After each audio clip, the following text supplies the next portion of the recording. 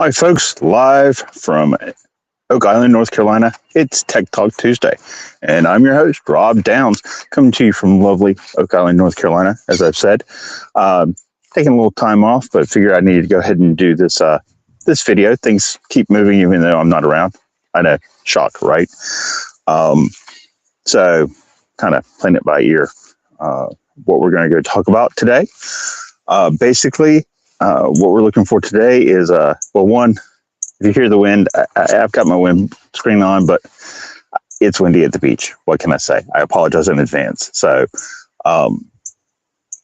again, you're out relaxing. Your systems are still exposed, right? So that's why we're having a quick briefing.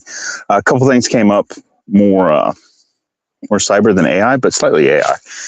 If you are a vibe coder, and you use a lot of the tools that a lot of the vibe coders use, one of them might be Vercel. If you don't know what I'm talking about, then ignore this part. Next part probably will cover you.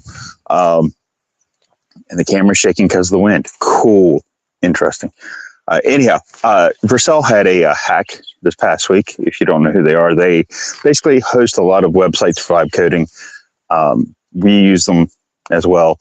If your node was hacked, Vercel would have reached out to you. So go check your emails, go check your junk mail folder, check your spam folders, make sure you didn't miss something from Vercel.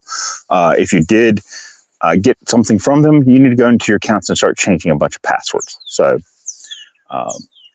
the breach has been resolved. There was some token exposure and access. Basically, they were able to access environment variables, some API keys, and some backend services. Again, if you don't vibe code, they probably just spoke Greek at you. So take it as it is, as a warning. You know, the big thing is, of course,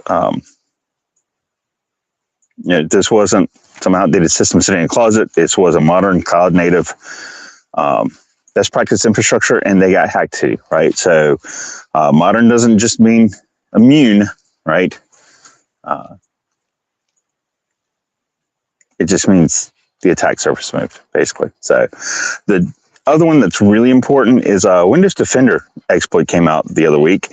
And that one's probably a little bit closer to home and more relevant for a lot of people.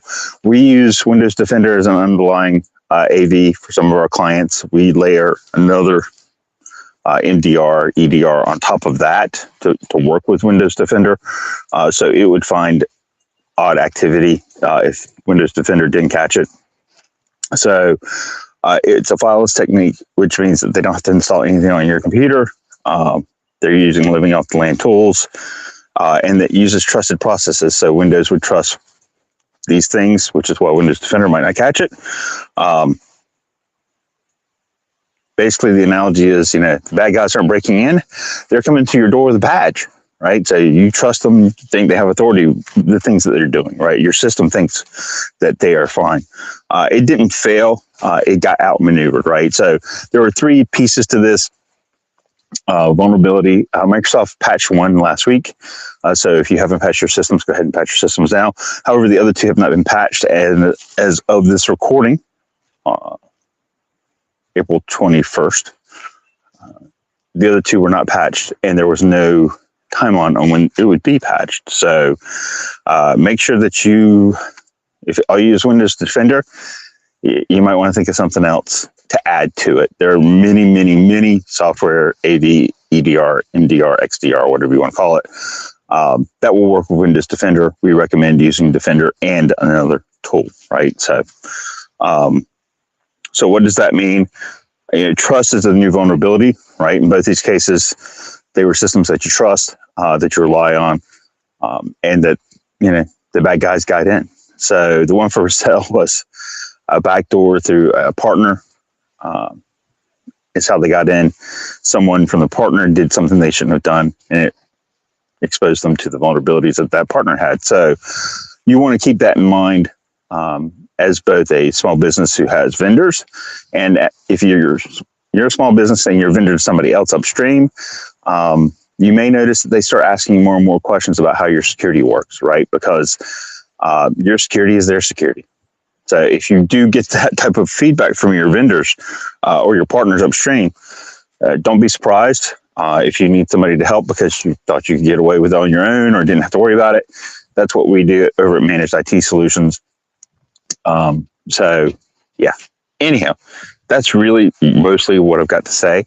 I think I'll be doing another Tech Talk Tuesday next week, hopefully more along the 12:30 timeline like I normally do instead of 6:15, 6:30.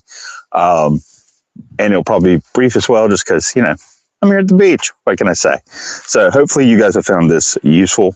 As always, I just want to remind you, cybersecurity starts with you.